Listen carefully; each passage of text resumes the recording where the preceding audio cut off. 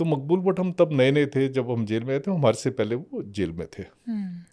तो जैसे मैंने आपको बताया कि हम हर एक प्रिजनर से ऐसे बात करते हैं जैसे आप एक परिवार वाले से बात कर रहे हैं। कोई ऐसा नहीं होता कि हम जाके तू तड़ाक करेंगे या पीट, जैसे बॉलीवुड में दिखाते हैं पीटना शुरू कर दिया, ये कर दिया, वो कर दिया, ऐसा लेकिन नहीं आपने होता, ऐसा उसमें बिल्कुल नहीं अपनी होता। किताब में जिक्र किया है कि कहीं ऐसा लगा कि टाइम से पहले आनन फानन में मतलब हाँ, फांसी दी तो गई, तो उसमें वो क्या उसमें क्या उसमें किस्सा था? उसमें क्या था कि मकबूल भट्ट के पास जब हम जाते थे तो काफ़ी सभ्य किस्म के वो इंसान थे, खेल में बड़े अच्छे थे। वहाँ पे जेल में बैडमिंटन हम उनके साथ खेलते थे, और इसी को सुधार कहा जाता है, जो प्रिजनर रिफॉर्म अच्छा। कहते हैं, इसी को प्रिजनर रिफॉर्म कहा जाता है। तो उन दिनों में क्या हुआ था कि मकबूल भट्ट को हम तो एक समझते थे कि बड़ा समझदार इंसान है, और हम उनको उससे देखते थे।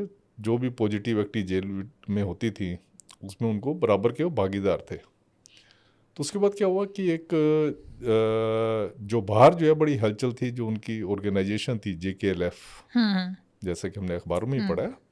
तो JKLF जो है उन्होंने किसी हमारे डिप्लोमेट को जो है किडनैप किया फॉरेन कंट्री में, और इसकी रिलीज की बात की मकबूल भट्ट की।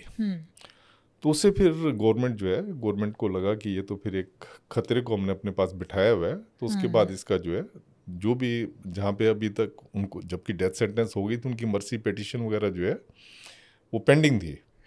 तो मर्सी पिटीशन रिजेक्ट हुई है, फटाफट जाके उसमें जब जाके वहाँ से जो सेशन जज होता है वो ब्लैक वारंट इशू करता है। तो जो कश्मीर का सेशन जज था जिसने इनको डेथ सेंटेंस दी थी, उनसे ब्लैक वारंट इशू करवाया गया और उनको जो फांसी दी गई।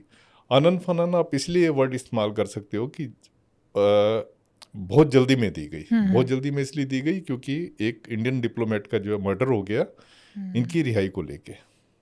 तो इसलिए गवर्नमेंट ऑफ इंडिया को ये चीज़ करनी पड़ी, कंपेल हो गई थी गवर्नमेंट ऑफ इंडिया उनको फांसी देने के। शायद शुरुआत में आपको भी डर लगता था उस कमरे में जहां फांसी दी गई वहां पर अकेले जाते हुए। कहते हैं कि जेल में मकबूल भट्ट की आत्मा घूमती है, भूत घूमता है।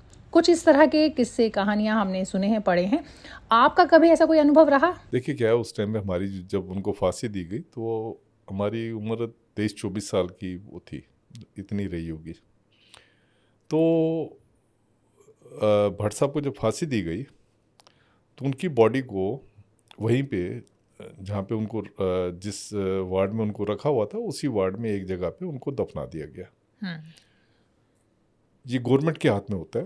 अगर गवर्नमेंट को लगता है कि अगर इनकी बॉडी इनके घर वालों को दे देंगे और उस बॉडी का मिसयूज हो सकता है, या वो बॉडी किसी के लिए एक ब्रीडिंग ग्राउंड बन सकती है कि अलगाववादी शक्तियों के लिए या किसी टेररिस्ट ऑर्गेनाइजेशन के लिए, तो बॉडी वहाँ नहीं देते।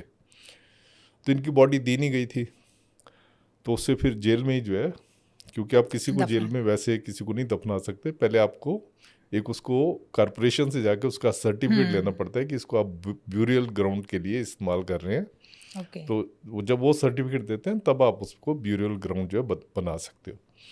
तो इनको वहीं पे जो है दफना दिया था। और ये परहैप्स पहला केस था जेल की हिस्ट्री में, तिहाड़ जेल की हिस्ट्री में, किसी को जेल के अंदर ही दफना दिया गया।